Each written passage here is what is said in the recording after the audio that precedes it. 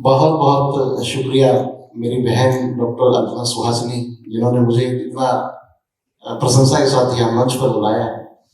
यहाँ बहुत गणमान्य व्यक्तित्व बैठे हैं, आदरणीय मनीषा मैम बैठी हैं और सब बैठे हैं, कर्नल साहब का भी वक्तव्य सुना है।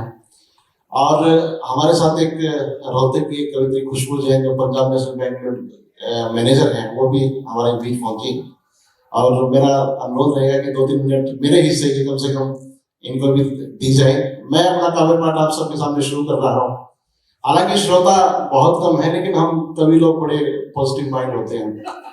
हम ये सोचते हैं कि हम ज्यादा लोगों को सुना रहे हैं तो हम कौरवों में काव्य पाठ कर रहे हैं, हम कम को सुना रहे हैं, हम पांडवों में काव्य पाठ कर रहे हैं। आप यहाँ से हमारे लिए पांडव के बराबर है।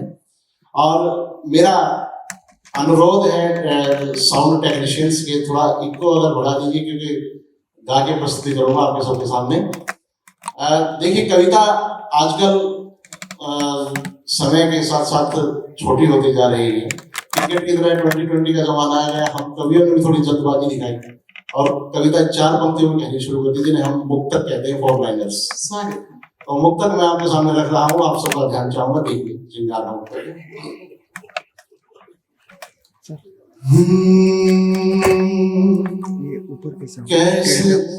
कैसे मैं इजहार करूं इस प्यार का, ओ कैसे मैं इजहार करूं इस प्यार का, कैसे निर्णय होगा जीत या हार का। अरे तेरी गलियां धनतेरस की रौनक है, तेरी गलियां धनतेरस की रौनक है, और दिल मेरा है दिन जैसे इतवार का, और दिल मेरा है दिन जैसे इतवार का, कैसे निर्णय होगा जीत या हार का। अब 4 पंक्ति बाद तालियां देते रहे, हमारा हौसला अफजाई होती रहेगी। जितने भी हैं तालियां बजा दीजिए एक बार। कविताओं में नए नए उपमान, नए प्रतीक मैं आजकल प्रयोग कर रहा हूँ। एक नया युग, हमने भक्ति काल पढ़ा है, रीति काल पढ़ा है, आज का जो इंटरनेट का जमाना चल रहा है।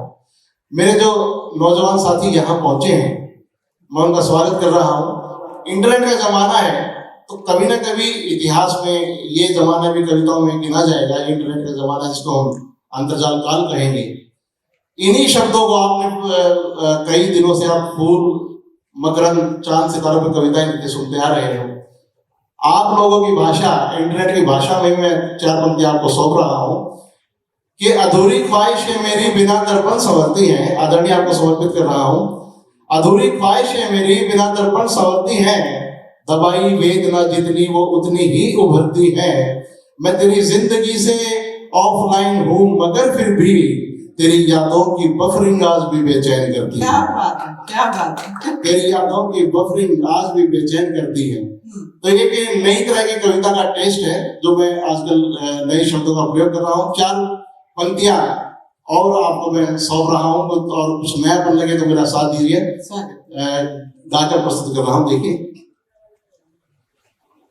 राह मेरी जिंदगी की नेक पथ सी हो गई, मुंह से निकली बात तेरी एक शपथ सी हो गई।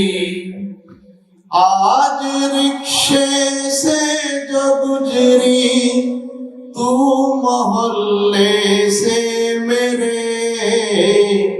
संकरी गलियां बेचारी राजपथ सी हो गई।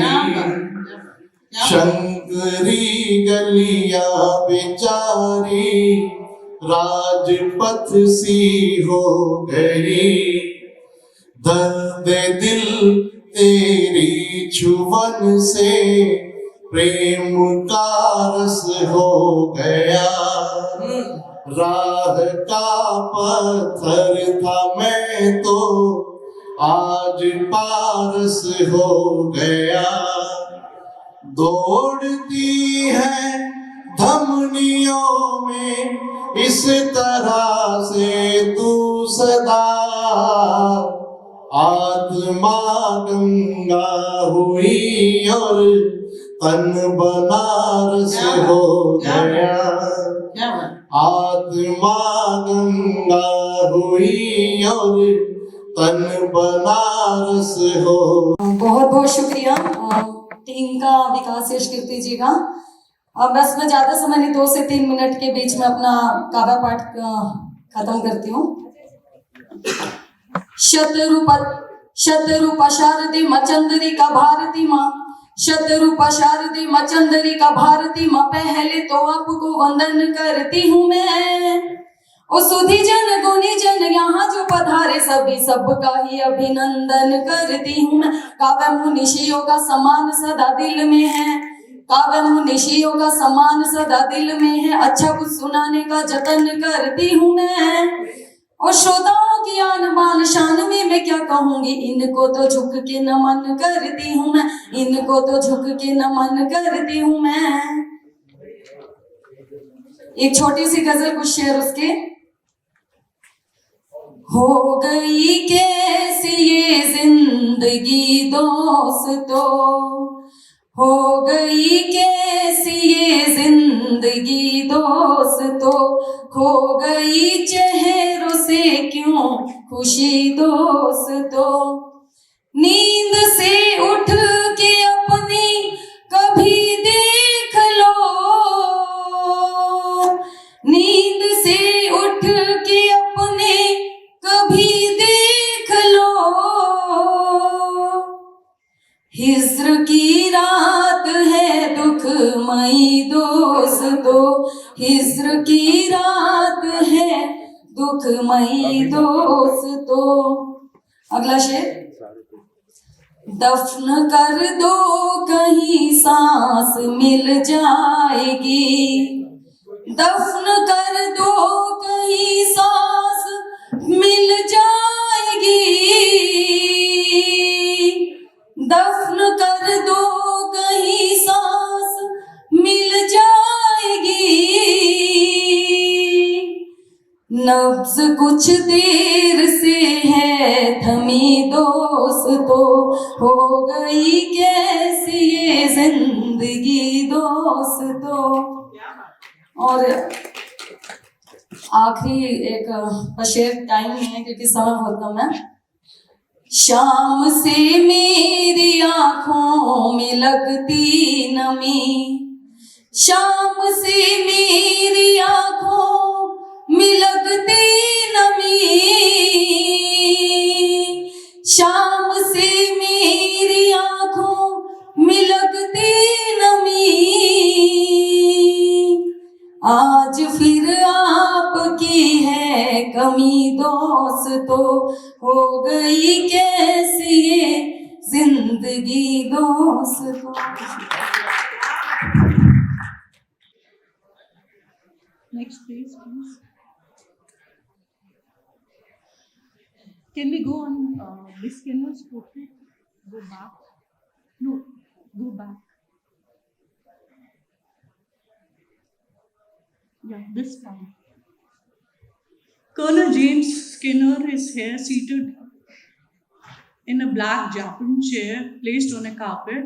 He's nearly full-faced and he's shown in his regimental uniform and the CB star awarded to him by Lord Morea in 1815. Can we go on the next one? The next one, please. Yeah. सभी जो manuscript pages हैं उसमें जो royal portraits बनाए हैं वो उनके या तो कंटेम्प्रेरी जो रूलर्स थे उनके, या फिर उससे पहले वाले जो रूलर्स थे जिनके पोर्ट्रेट्स या मिनिएचर्स आर्टिस्ट के पास अवेलेबल थे उनको बनाया गया है। And on every page it's written Raja Man Singh of Jaipur, इस तरह से Jaipur Wale. So there is this association. The text is there in Persian, but ये वाले वाला वो शब्द जो है, it's included on every page, on every title. So he's Raja Man Singh. The next one is Raja Kalyan Singh of Kishangarh. Kalyan Singh succeeded as a minor in 1798, but after he came of age, was unable to resolve disputes with his nobles and fled to Delhi, where he spent most of his time. Here he seems to be in his 30s and has obviously been portrait taken from the life during his self-imposed exile in Delhi.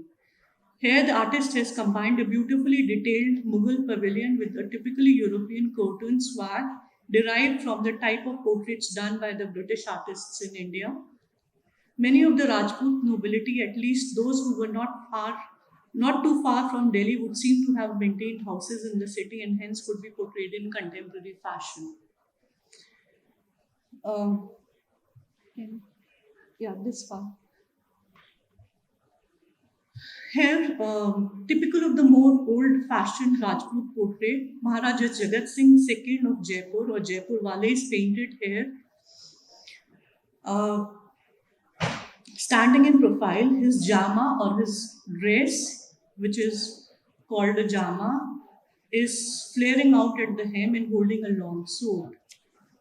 Skinner follows his account of Jaipur with notices of 15 of its thikanas or tributary states. Can we go? This is Baktawa Singh Alwar Wale. Can we go on the next?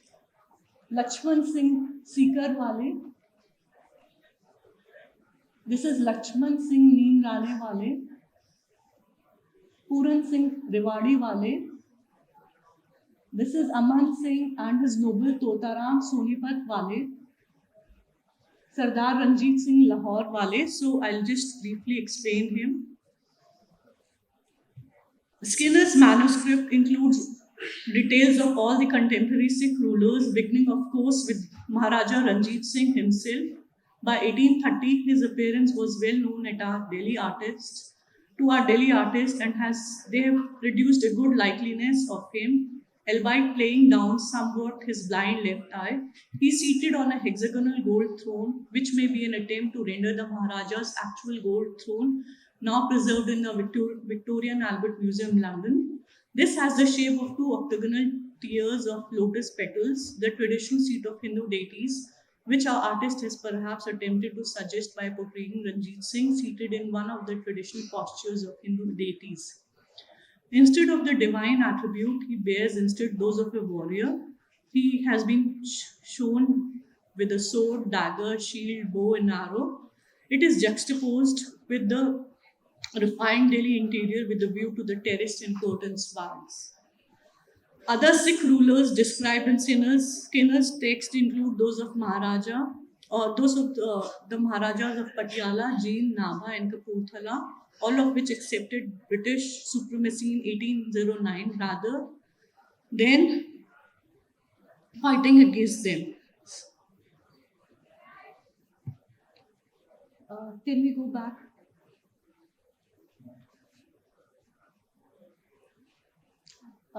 This is Maharaja Karam Singh of Patiala. This is Rani of the late Roop Singh of Yador.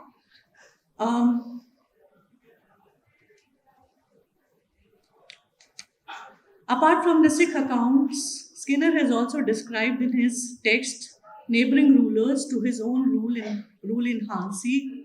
Kaithal, Rador, Kalsia, Ladwa, Jagadri, and Buria were those minor Sikh states whose history and portraits are recorded by Skinner. These small states were formed in 1763 after the text.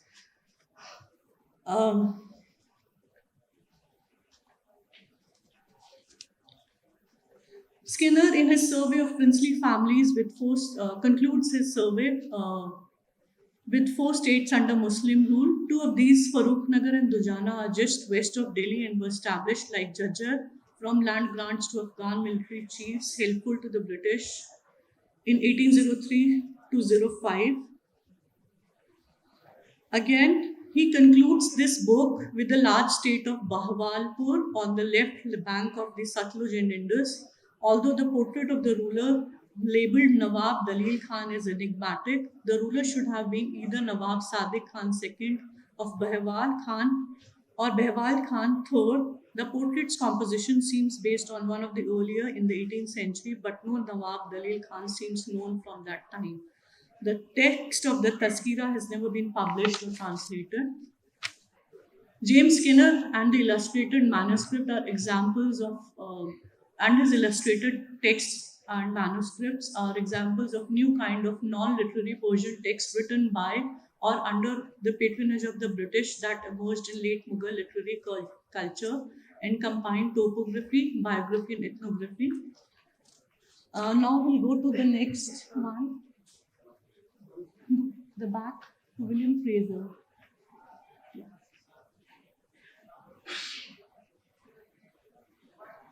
No, the Tazkira.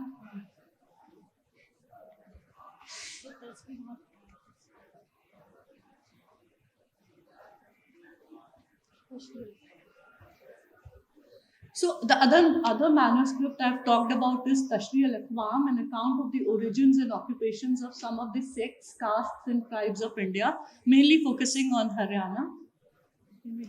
This is a Filban elephant keeper or driver. This is a Khirs wala or a bear keeper. This is a Maimun wala or a monkey keeper. A Mewati, a Jat. He's a pair maker.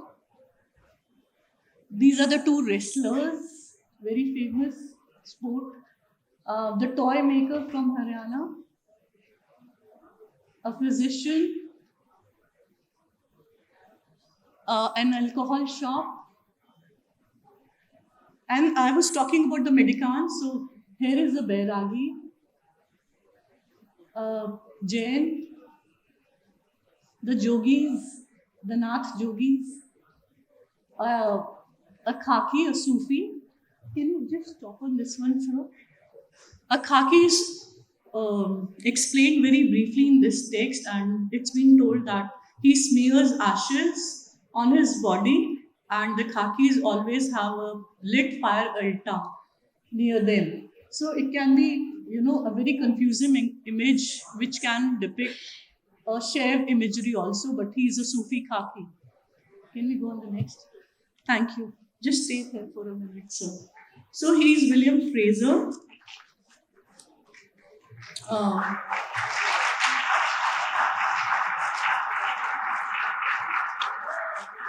Thank you so much, but I have a few more things to explain.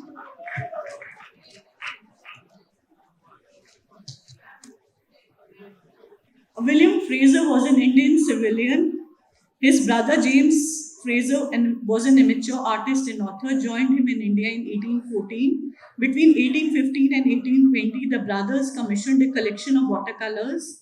This group of over 90 drawings by Indian artists discovered amongst the Fraser papers in 1979 is arguably one of the finest group of company school pictures yet known.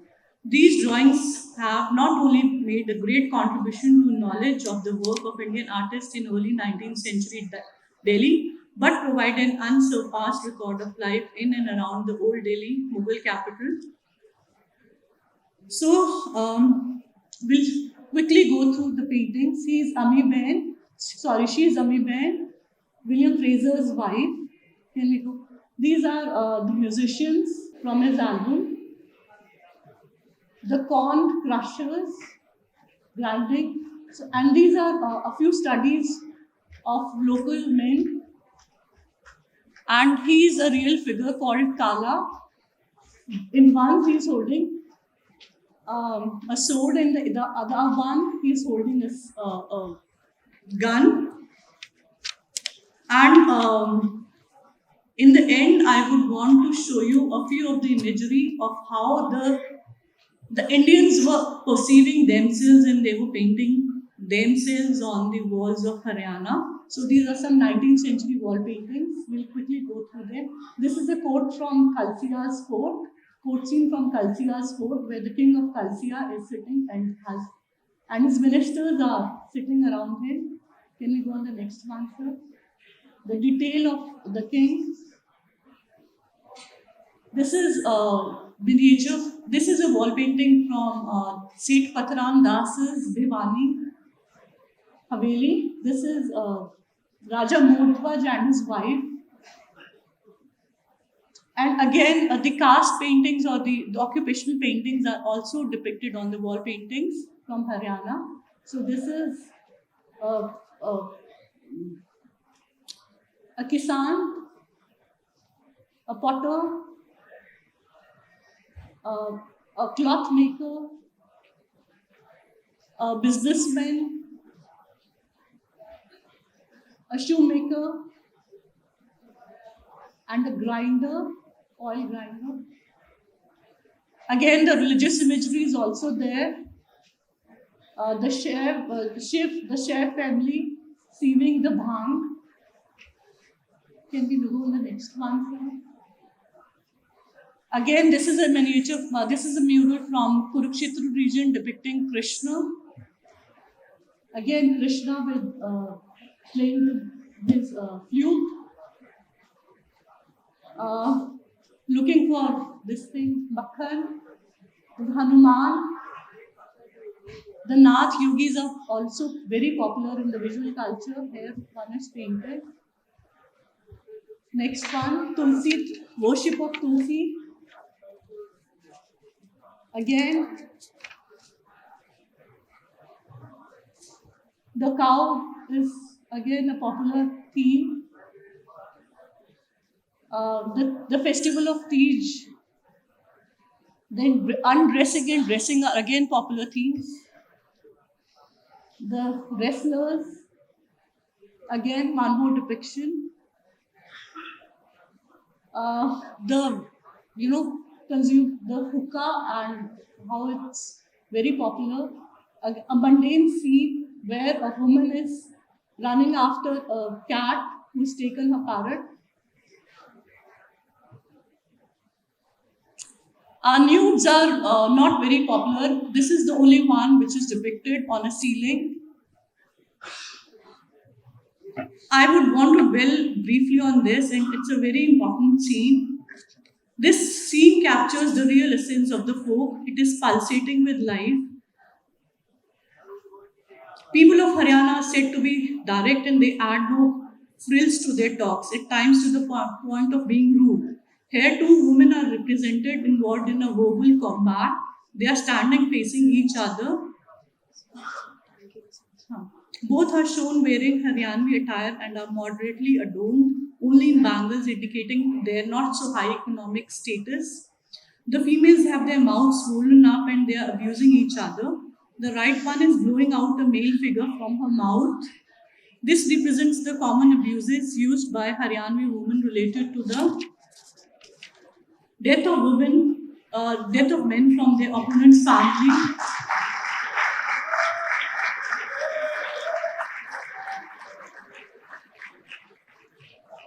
Thank you so much, I'm overwhelmed. In the other figure, the male figure is coming out from the nose of the female, depicting the practice of blowing out air as an ill omen for the opponent in Haryana. So, next one. Thank you. Thank you for being so patient. Thank you so much.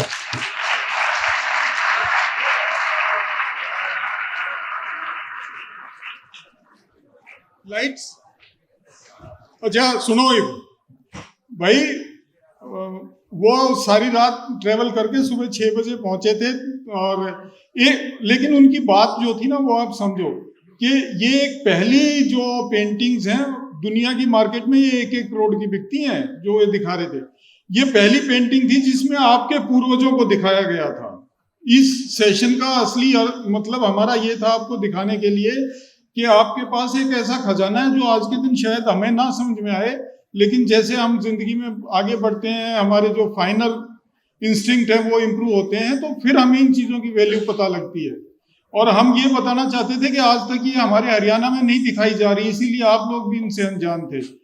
इरादा था कि आपको ये दिखाने का कि ये आपका खजाना है और इसको अपनाओ।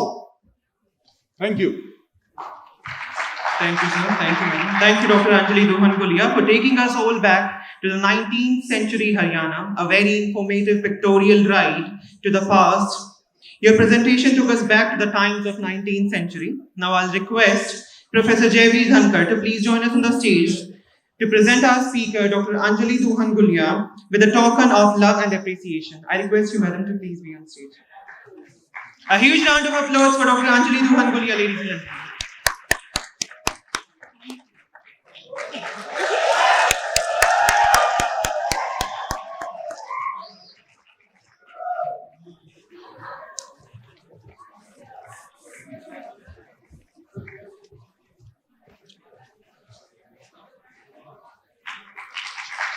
Thank you, sir.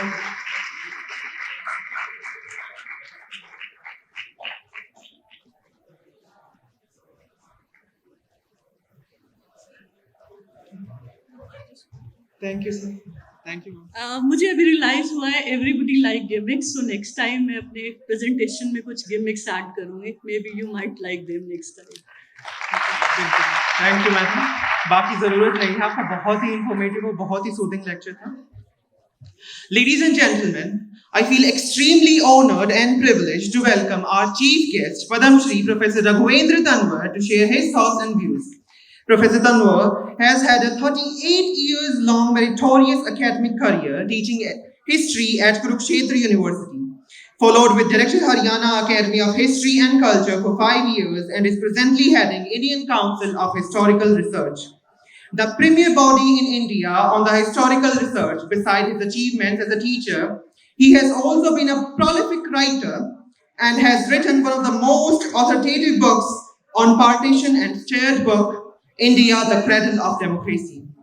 We are most grateful to you, sir, for finding time in your extremely busy schedule to come and to talk to us. Ladies and gentlemen, Padam Shri Professor Raghavendra Tanwar. A huge round of applause.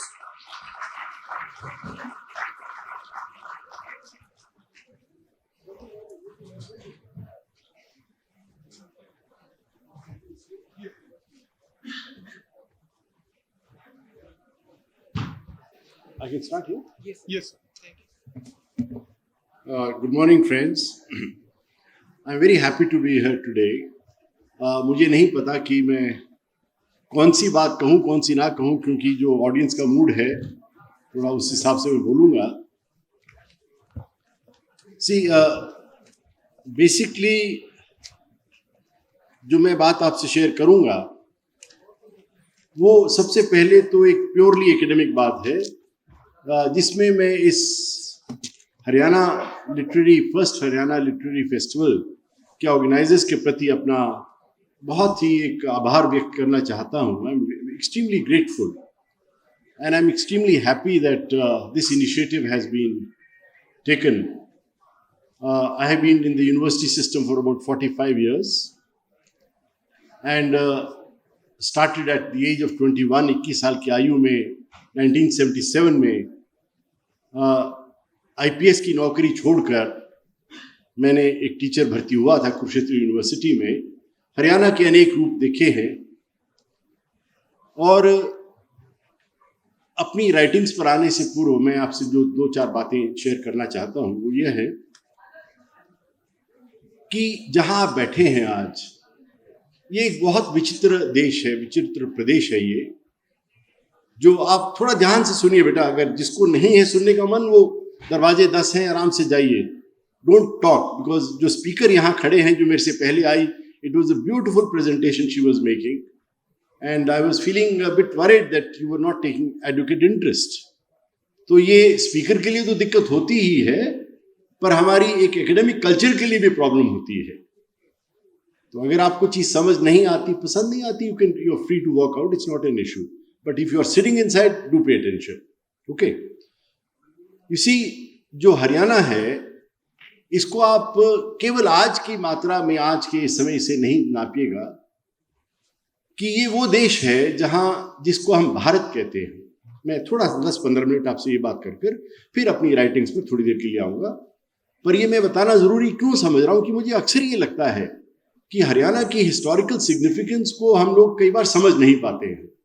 और ये इस प्रकार की conferences क्यों जरूरी हैं। मैं दुनिया भर में, देश भर में घूमता हूं और मुझे बड़ी खुशी हुई जब कर्नल योगेंद्र सिंह का, जयवीर का मुझे फोन आया कि हम ये सोच रहे हैं। तो क्योंकि मैं कुछ ऐसी बॉडीज का आजकल अध्यक्ष हूं राष्ट्र स्तर पर, तो मैंने कहा बहुत अच्छा आइडिया है और उसको शुरू करिए आप।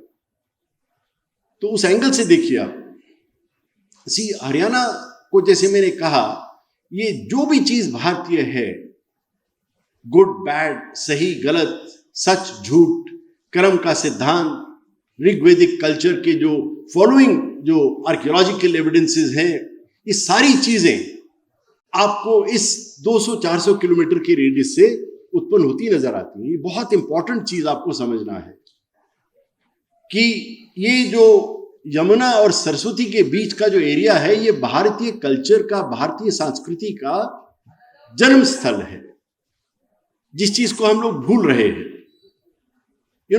भागवत गीता, कंपैशन, दूसरे की ओर नमी से पेश आओ, दूसरे का ध्यान रखो, दूसरे को खाली पेट मत जाने दो, ये हमारी जो एक जीवन का एक अंग बन गई है। ये कहीं ना कहीं तो ये सोच पैदा हुई है।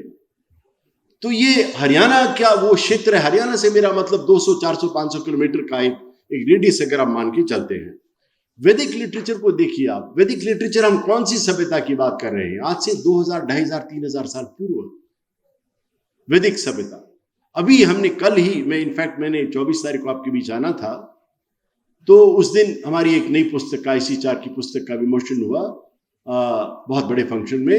India as the mother of democracy, Bharat लोकतंत्र की जननी।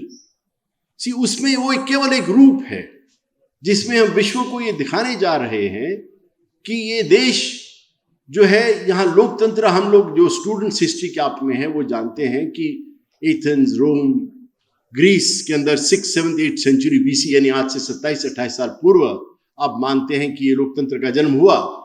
हमारे ऋग्वेदिक रेफरेंसेस में, उपनिषद में रेफरेंसेस है, you have so many countless references where we are talking of democratic principles even 3000 years ago। तो उस चीज को हम रिकॉर्ड पर लाने के प्रयास में है। ये पुस्तक जो आई है, जो परसों, जिसका विमोचन हुआ है, बहुत बड़े स्तर पर इसका लॉन्च हुआ है, तो इसमें हम दुनिया को ये दिखा रहे हैं। इसी प्रकार की जो भावनाएं हैं, कल्पनाएं हैं, जो सोच है, जिसको भारतीयता कहते हैं, जिसको Indianisation, Indian civilise evolution of जो हमारी सभ्यता है, उसका आपके प्रदेश से बहुत गहरा ताल्लुक है। इस चीज का हमेशा गर्व कीजिए आप, हमेशा आपके मन में अभिमान होना चाहिए that we are people who belong to this area. ये एक चीज और बड़ी मूल मैं आपको बताऊं कि इंडियन सिविलाइजेशन एक अनचेंजिंग सिविलाइजेशन है। आप मेसोपोटामिया की बात करें, आप यूनान की बात करें, आप रोम की, ग्रीस की बात करें, वो संग्रहालयों तक सीमित रह गई हैं। They are museum civilisations. It's a very important point I am making here. बड़े ध्यान से सुनिए इस बात को कि वो सभ्यताएं संग्रहालयों तक सीमित रह गई। आज अगर आप मेसोपोटामियन सिविलाइजेशन देखना चाहते हैं तो आपको किसी संग्रहालय में जाना पड़ेगा। भारतीयता को देखना चाहते हैं तो आप किसी नजदीक के गांव में चले जाइए आप। See, we are a living civilization. मेरा PhD थीसिस यूनियनिस्ट पार्टी पर था, अर्थात छोटू राम जी पर था। 77-78 में मैंने स्टार्ट किया। आपके नजदीक में एक गांव है सांपला। छोटू राम जी ने 1907 में एक लेख लिखा, जब वो सेंट स्टीफेंस, वो मेरे पिताजी से बड़े थे उम्र में, पर बहुत अच्छे संबंध, बड़े क्लोज रिलेशन रहे मेरे पिताजी के साथ उनके। मैं इस बात पर थोड़ी देर में आऊंगा।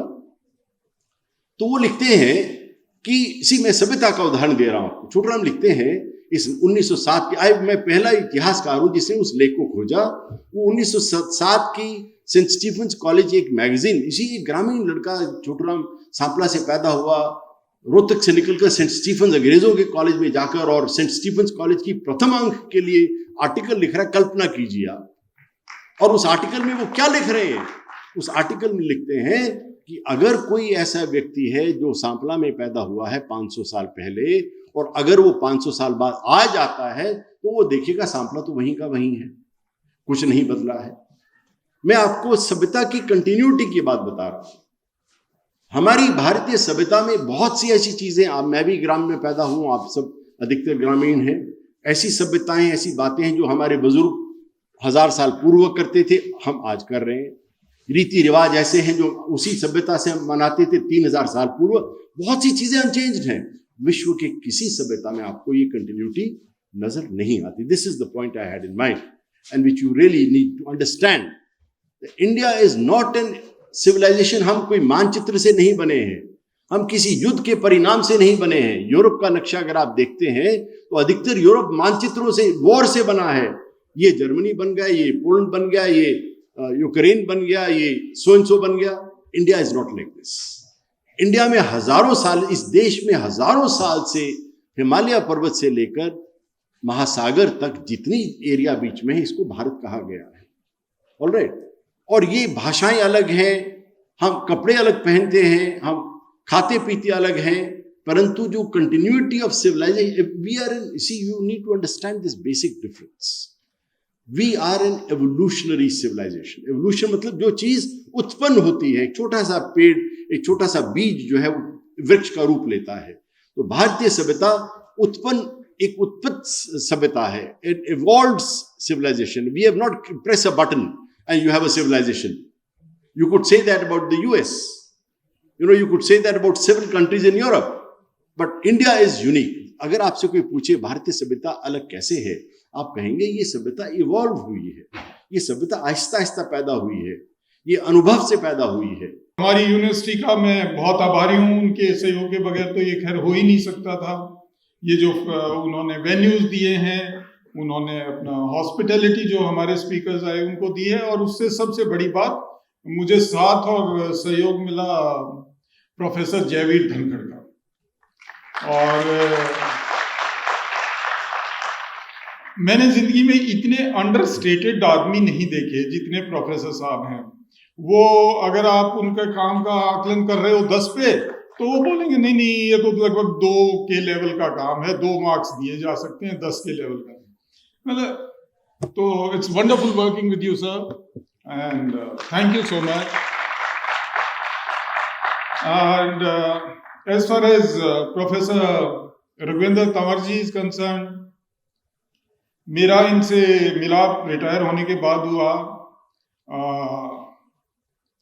A man with a heart of gold and a scholar, a par excellent scholar. I think he is probably the best you have today. और मैं शुक्रगुजार हूँ पर्सनल लेवल पे भी कि आप यहाँ आए और हमारे इसकी शोभा बढ़ाई। प्रोफेसर साहब ने यहाँ से जो अनाउंस किया कि भाई जो मांगोगे मैं तैयार हूँ, ये कोई खाली बात नहीं है। सन 18 में हमने एक 3 दिन का सेमिनार किया था जो हमने सुकमा में ऑर्गेनाइज किया था। वो डॉक्टर साहब उस समय Haryana academy of history culture के अध्यक्ष थे, और वो प्रोफेसर साहब के कारण ही संभव हुआ।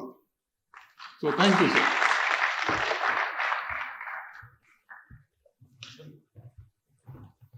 I'll also request Professor Jayveer Dhankar sir to share his feelings and thoughts. A huge round of applause for Dr. Jayveer Dhankar sir.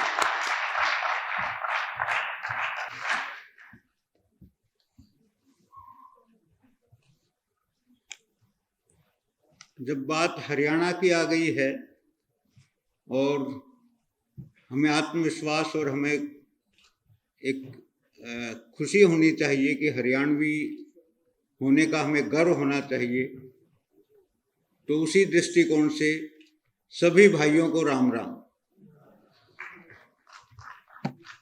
बहुत पहले की बात है, मैं बरेली से +2 करके आया था, तो मेरी लैंग्वेज के अंदर कोई हरियाणवी एक्सेंट नहीं हुआ करता था, क्योंकि उससे पहले गया मैं बिहार में पढ़ा, उसके बाद बरेली आया मैं, तो उसके बाद धीरे धीरे अब हरियाणा में आने के बाद वो सब हुआ। तो यहाँ भी मुझे ऐसा लगता था कि जो हरियाणवी एक्सेंट में बात कर रहे हैं वो शायद अच्छा नहीं है। लेकिन उसके बाद मेरा एक बार पंजाब यूनिवर्सिटी में जाना हुआ और चंडीगढ़ के कुछ ऑफिसेज में जाना हुआ, तो वहाँ मैंने देखा कि जितने भी पंजाब से रिलेटेड जो कर्मचारी थे या जो मेरे से मिले या जो ऑफिसेज के अंदर मुझे मिले, तो वहाँ पर पंजाबी में बात कर रहे हैं आपस में, और उनको कोई वो नहीं शर्म होती है, कोई उनको ऐसा नहीं लगता था। लेकिन हमें अपने ऑफिसेज के अंदर और हम अपने इंस्टीट्यूशंस के अंदर जब हम हरियाणवी एक्सेंट में बात करें या हमारी भाषा में आए या हरियाणवी में बात करें तो हमें ऐसा लगता था कि शायद ये अच्छा नहीं। इसी चीज को खत्म करने के लिए और इसी चीज पर गर्व करने के लिए ये हरियाणा लिटरेरी फेस्ट हमने ऑर्गेनाइज किया है। अभी सर ने बात की कि दिल्ली के ये हरियाणा कोई पॉलिटिकल बाउंड्रीज के अंदर नहीं बंधा हुआ है। दिल्ली के 300-400 किलोमीटर के रेडियस में, जैसे मैंने उस दिन भी बात की थी, इसके अंदर इस संस्कृति को, मैंने आपसे उस दिन भी कहा था कि कोई भी जो संस्कृति है वो किसी विचारधारा से नहीं बंधी होती है, वो किसी पॉलिटिकल बाउंड्री से नहीं बंधी होती है।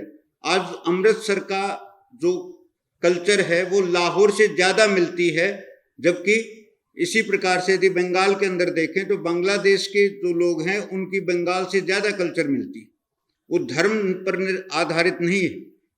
इसी तरह से यदि यूरोप के अंदर जाओ आप या इस्लामिक वर्ल्ड में जाओ तो डिफरेंट कल्चर्स के अराउंड लोग अपने आप को ऑर्गेनाइज करते हैं, चाहे वो कुर्द्स हैं, मैंने उज़्बेक्स का नाम लिया था, तो मतलब कोई रिलीजन और कोई पॉलिटिकल बाउंड्री इन कल्चर्स को डिवाइड नहीं कर पाती, लेकिन प्रयास होता है डिवाइड करने का। तो हमारी कोशिश ये है कि हमारे जो रीजन है, इस रीजन को, जिसको कभी 60s में एक नाम भी दिया गया था, कभी विशाल हरियाणा का नाम दिया गया था, जिसकी हम बात कर रहे हैं उसी की बात हुआ करती थी।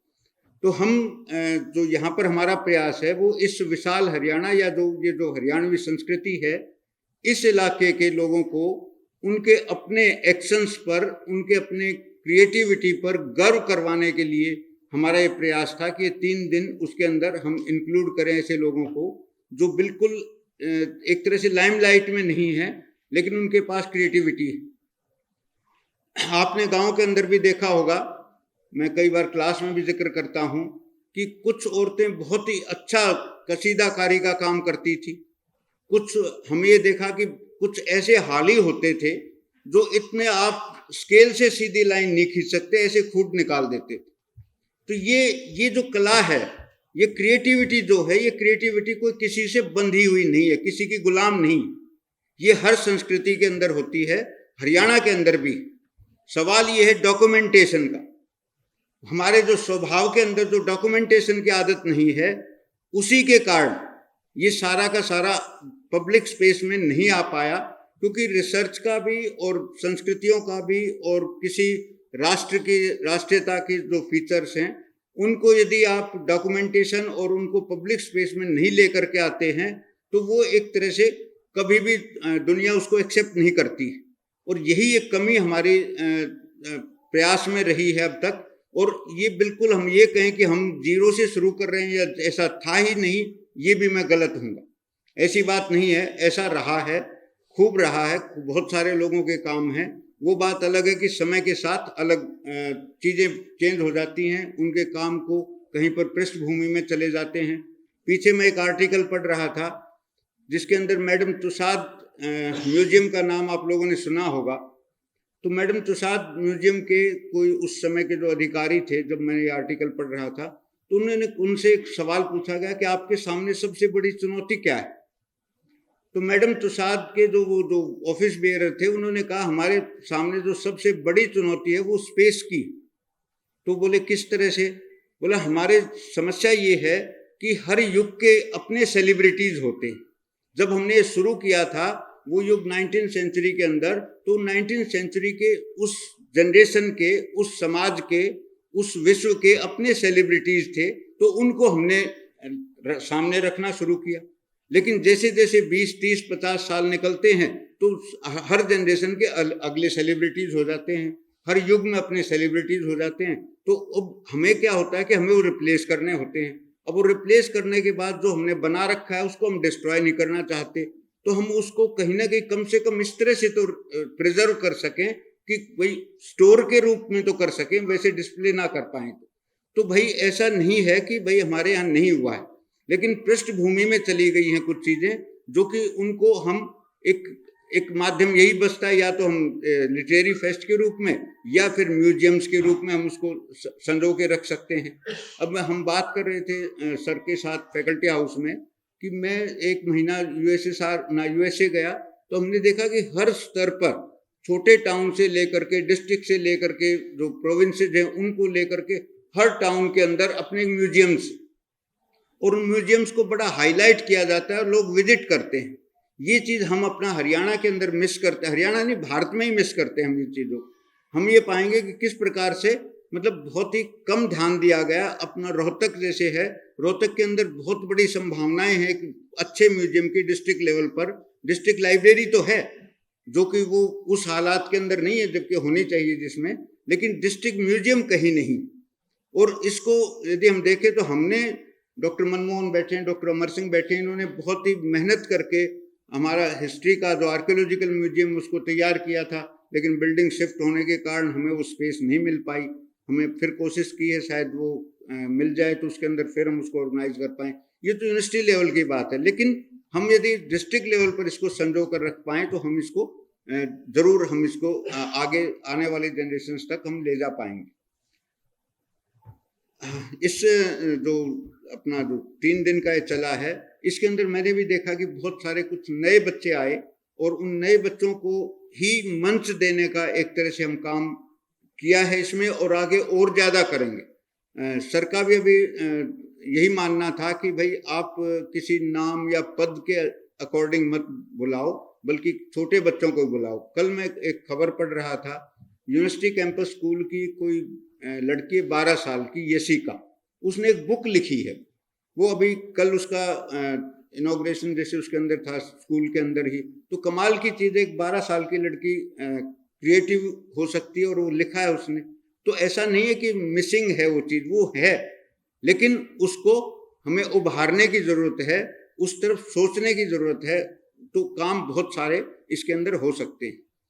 एक बात उस दिन हमने शुरू में पहले भी कहा था, लिटरेचर जो है वो हर फील्ड का लिटरेचर होता है।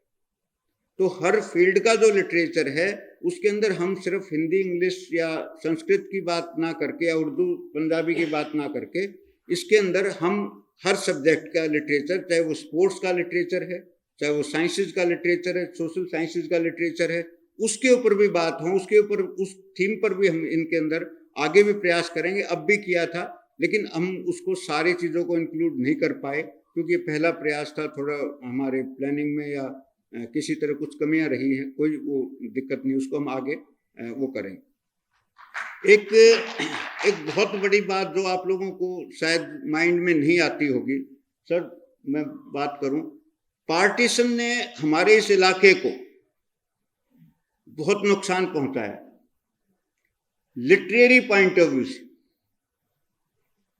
हमारी कभी भी पढ़े लिखों की भाषा ना तो हिंदी रही और ना अंग्रेजी रही। हमारे पढ़े लिखों की भाषा उर्दू हुआ करती थी। हमारे पुराने पढ़े लिखे जो लोग हैं, आपका भी अनुभव रहा होगा, पुराने पढ़े लिखे जो लोग हैं वो उर्दू को जानते थे और उर्दू के अंदर क्रिएटिविटी, उनके पास वोकेबलरी भी थी। कई बार मैं ओरिएंटेशन कोर्सेज में गया तो पुराने कोई प्रिंसिपल्स या रिटायर्ड टीचर्स है इतना अच्छा बोलते थे उर्दू के अंदर ही। तो मतलब ये हुआ कि पार्टीशन के बाद उर्दू को जोड़ दिया गया एक धर्म के साथ, जबकि उर्दू का ओरिजिन हिंदुस्तान है, भारत में उसका ओरिजिन हुआ है। तो उसको हमने एक धर्म के साथ जोड़ करके हमें हमारे यहाँ से खत्म ही कर दिया गया। वो हमारे पास हमारे नियरेस्ट थी, हमारे विचारों के सबसे ज़्यादा नियरेस्ट थी, क्योंकि इंग्लिश वो एक इंग्लिश और हिंदी हम उसी तरह से नहीं सीख पाए। मैं एक लाइट सा एग्जांपल दूं, फरीदाबाद इलाके के अंदर गुर्जर होते हैं और उनके पहाड़ जो हिल एरियाज हैं वो पहाड़ बिक गए क्रेशर लगाने के लिए। तो उनके जो बच्चे थे उनको बड़ा पैसा मिला। तो हमारा एक कोई साथी था फरीदाबाद से ही, वो अब तो वकील बन गया है। वो बोला कि यार पता क्या हुआ, फादर ने क्या किया, बहुत सारे पैसे आ गए थे, फादर ने ऐसे इंग्लिश स्कूल में बसंत कुंज और पता नहीं कहाँ डाल दिया। और क्या हुआ कि मैं खिड़की से झांकता रहता था, क्योंकि हिंदी वो बोलते नहीं थे, इंग्लिश मुझे आती नहीं थी, मेरी समझ में नहीं आई। तो अल्टीमेटली क्या हुआ, धक्का दे करके +2 कर लिया। बाद में जब कॉलेजेस में आया तो थोड़ा मैं कंफर्टेबल फील किया, क्योंकि हिंदी मीडियम था। तो इस तरह से क्या हुआ कि हमने इंग्लिश हमारे को उस तरह से आई नहीं जैसे कि शुरुआत में अंग्रेजों को की थी। हिंदी को भी हमने एज ए लैंग्वेज उस तरह से लिपि के साथ उस तरह से हमने नहीं अडॉप्ट कर पाए। और जो हमारे जिसको हम ज़्यादा नियरेस्ट हो सकते थे उर्दू के, वो चीज़ हमारे से बिल्कुल हटा दी गई, उसके प्रति हमारी आंखें बंद कर दी गई, उसको एक धर्म के साथ जोड़ दिया गया। तो कुल मिला करके ये हुआ कि हम एक्सप्रेस करें तो कैसे करें, किस में एक्सप्रेस करें। अब हिंदी के भी वो संस्कृत से प्रभावित वो भाषा हमारी हम नहीं सीख पाए, इंग्लिश को वो नहीं सीख पाए जो अंग्रेज जानते हैं। तो इसी तरह से जो हमें जो नज़दीक थे वो हमसे छीन लिया गया। तो कुल मिलाकर के इस चीज़ का भी, अदरवाइज पानीपत, झांसी ये बहुत बड़े साहित्य के केंद्र हुआ करते थे जिनको आजकल कोई जानता ही नहीं। तो ये चीज़ भी हमारे यहाँ से मिसिंग हुई है। तो उसको भी हमें सोचना है कि आप यदि हिंदी भी लिख रहे हो तो ज़रूरी नहीं है कि आप उसके अंदर सारे संस्कृताइज्ड वर्ड्स को यूज करो, आप उसके अंदर हरियाणवी वर्ड्स यूज करो।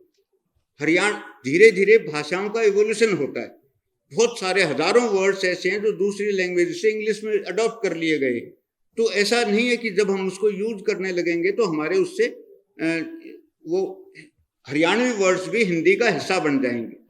अब डॉक्टर पूर्णचंद शर्मा कह रहे थे उस दिन कि भाई जब वो यूनिवर्सिटी में आए तो उस टाइम पर ये देख रहे थे कि भाई यहाँ पर जो हिंदी साहित्य के अंदर ब्रज का है, अवधि का है, वो सब चीज़ें तो पढ़ाई जा रही थी, लेकिन हमारे हरियाणा से जो लेखक थे उनको पंडित लक्ष्मीचंद हैं, जाट मेहर सिंह हैं, इन सब को नहीं इंक्लूड किया गया था सिलेबस में।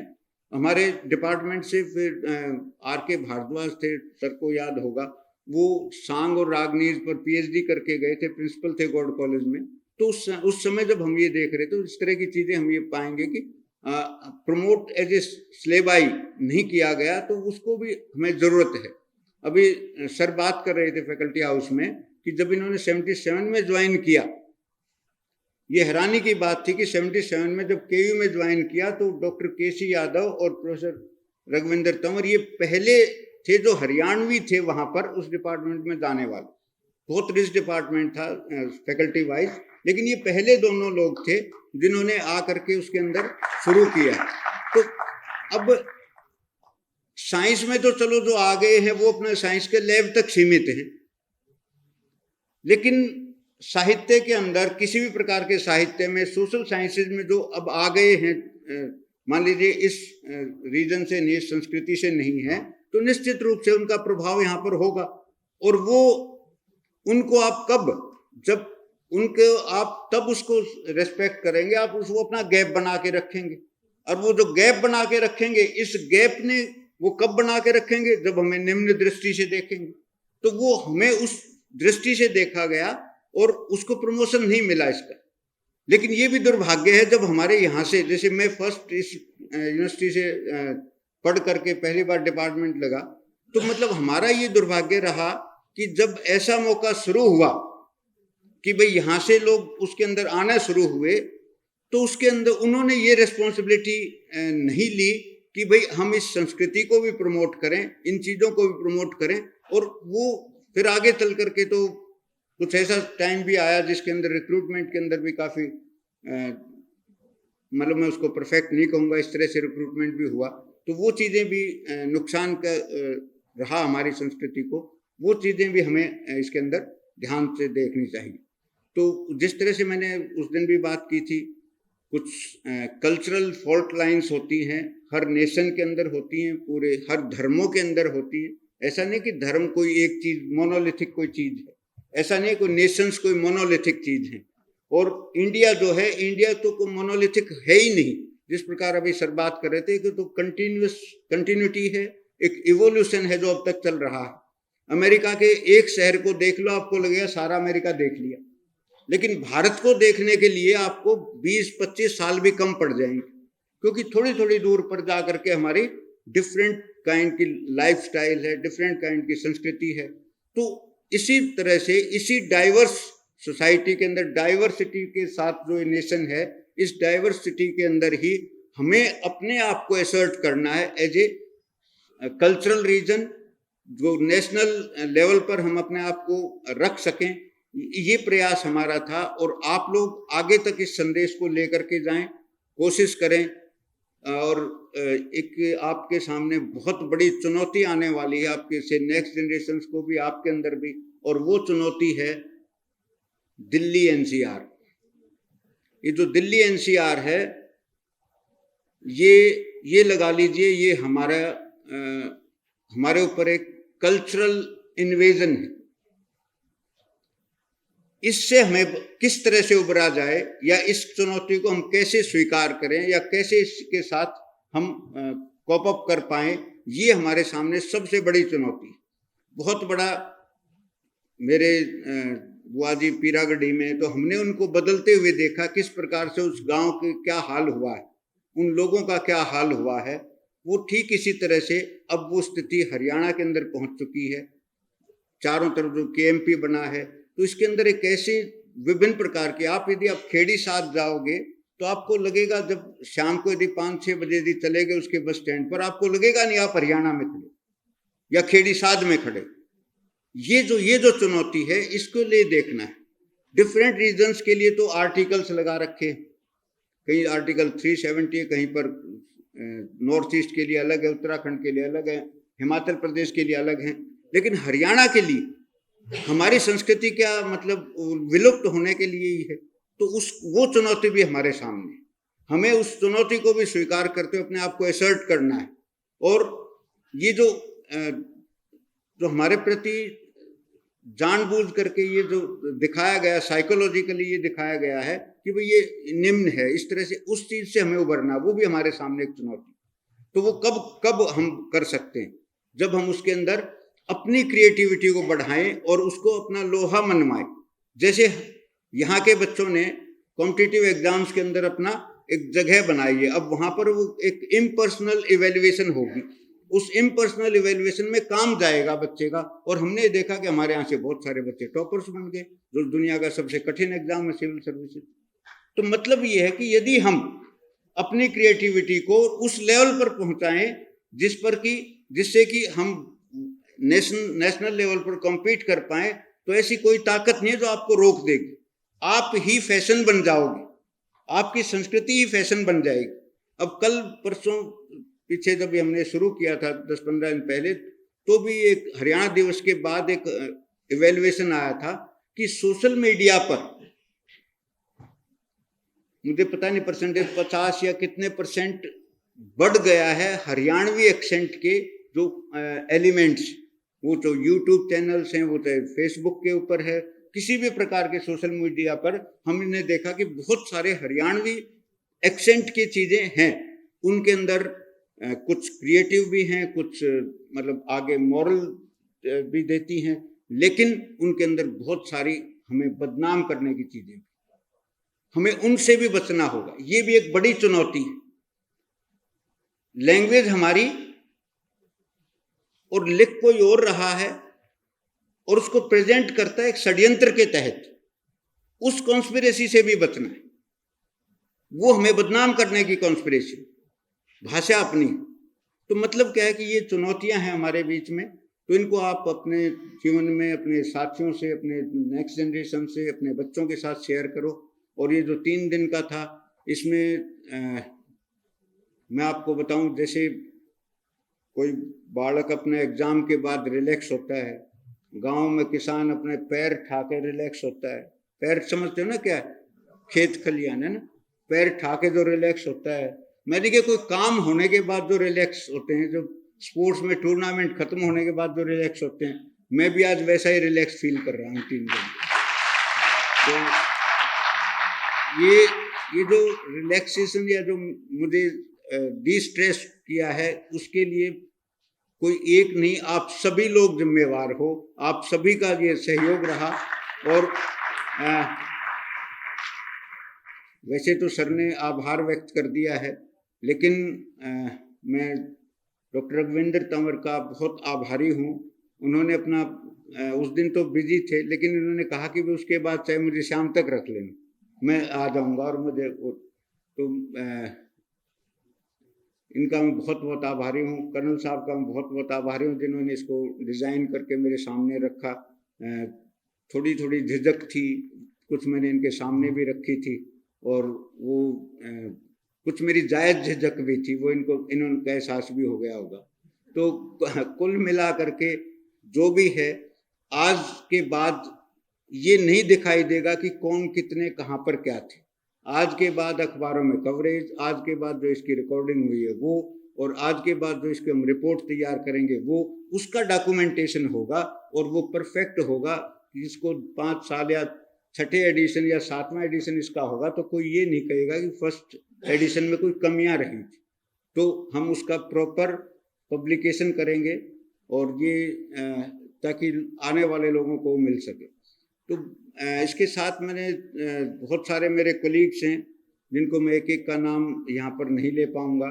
और अभी मैं एक सीन में मैंने देखा कि आगे प्रोफेसर कुलताज थे और उसके बाद बहुत सारे स्टूडेंट थे, फिर पीछे प्रोफेसर आरपी गर्ग थे। मुझे बहुत अच्छा लगा कि भाई इतने ऑर्गेनाइज तरीके से इन्होंने आकर के वो किया। मैंने सुबह ही इनको मैसेज किया था, बहुत अच्छा लगता है। और भाई अप्रैल में एक फंक्शन करवाया था, जुलाई में करवाया था एक फंक्शन, और अब ये हुआ है तीसरा। और तीनों ही दोनों फंक्शंस में एक मेरे से गलती रही थी, और वो गलती ये रही थी, मैंने अपने डिपार्टमेंट ऑफ हिस्ट्री स्टूडेंट्स को थैंक्स नहीं किया। या तो यूँ लगा लीजिए कि मैंने सोचा कि इनकी ज़रूरत नहीं है क्योंकि ये तो होस्ट हो गए मेरे साथ, है ना। लेकिन भाई आप लोगों का भी बहुत बहुत धन्यवाद जो आप लोगों ने इसके अंदर कंट्रीब्यूट किया है। मीडिया कवरेज को मैं देख रहा था कि बहुत अच्छा मीडिया कवरेज मिला है। आज का भी कल हम देखेंगे अखबारों के अंदर। तो मैं मीडिया का जो हमारे साथी हैं उन सब का मैं बहुत बहुत धन्यवाद करता हूं। हमारे DSW ऑफिस हैं, DYW ऑफिस हैं, उन सब का मैं बहुत बहुत थैंकफुल हूं। और जो एंड में हम प्रोफेसर राजबीर सिंह अपने वाइस चांसलर, उनका मैं बहुत आभारी हूं कि उन्होंने बहुत शॉर्ट नोटिस पर इसको स्वीकार कर लिया। तो इन्हीं शब्दों के साथ हम आज ये समापन करते हैं इसका। बहुत बहुत धन्यवाद। Thank you so much. Thank you Jaydeep sir. थोड़ा सा जो 2 विशेष व्यक्ति जिनका सहयोग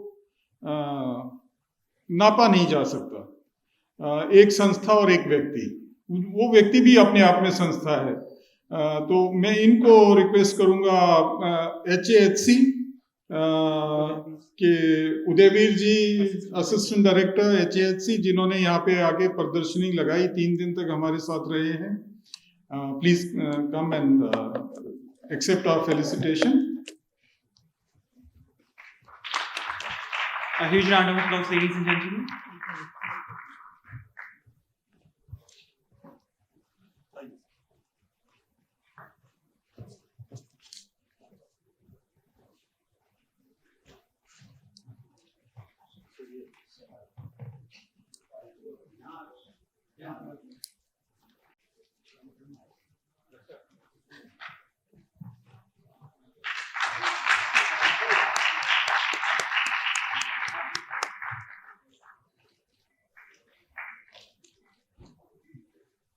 थैंक यू सर। और दूसरे हैं मेरे बड़े भाई रघुवेंद्र मलिक जी, जो अपने आप में एक संस्था है। इतना सादा स्वभाव, इतना सच्चा स्वभाव और इतना काम इन्होंने अपनी पूरी जिंदगी हरियाणा के कल्चर को समर्पित की है। और बहुत इनका पूरे जीवन का काम है, लगभग विजुअल आर्ट्स के और विजुअल संग्रह के हर उस पे, चाहे वो सिनेमा है, चाहे आपके बढ़िया वाले गीत रागनी हैं। Yes sir. जी, रविंदर जी का मेरे साथ क्या नाता है कि एक तो हमारा फर्स्ट नेम साझा है, कॉमन है, वो तो है ही। तो लगभग 2005 की तो ऐसा बात है, शायद धरोहर की बात है ना, तो 2020 साल पहले की बात है लगभग। तो यूनिवर्सिटी में एक कल्पना हुई, प्रोफेसर RP हुड्डा जो आपके कुलपति रहे, वो हमारे यहाँ भी रहे, कि एक कल्चरल म्यूजियम बनाया जाए। तो मुझे दायित्व दिया गया। तो धरोहर जो कुरुक्षेत्र यूनिवर्सिटी का है, जो आज आप देखते हैं, निसंदेह उसके अंदर राघवेंद्र जी का बहुत बड़ा योगदान है। केवल योगदान नहीं है, जैसे अंग्रेजी में अंडरस्टेटमेंट कहते हैं, ये वो व्यक्ति हैं जो देकर भूल जाते हैं। तो मैं आज सुबह जब इनसे मिला, इनकी दाढ़ी अब 20 साल बाद देख रहा हूँ, 15 साल बाद सफ़ेद होगी, उस टाइम दाढ़ी नहीं थी। तो मैं इनसे कह रहा था कि एक चीज़ याद रखा करो कि आजकल बहुत लोग ऐसे हैं जो आपके समान पर नज़र डाले हुए हैं। आप सीधे सरल व्यक्ति हैं, ग्रामीण हैं, तो इस दुनिया की चतुरताएं जो इस बदलते हुए समय का शायद आपको एहसास नहीं है, उसके लिए या तो कोई म्यूजियम बनाने की, आई टॉक टू, मैं वाइस चांसलर से भी चौसा बात करूंगा कि तो कि कुछ एक ऐसी संस्था बने जहां इन चीज़ों को संभाल के रखा जाए। तो ये बहुत ही नेक इंसान, खुले दिल के इंसान, जो इनके पास था इन्होंने धरोहर कुरुक्षेत्र यूनिवर्सिटी में भेंट कर दिया। कुछ थोड़ा बहुत बचा के रखा है जो आज मैंने देखा है इनके पास। चलिए।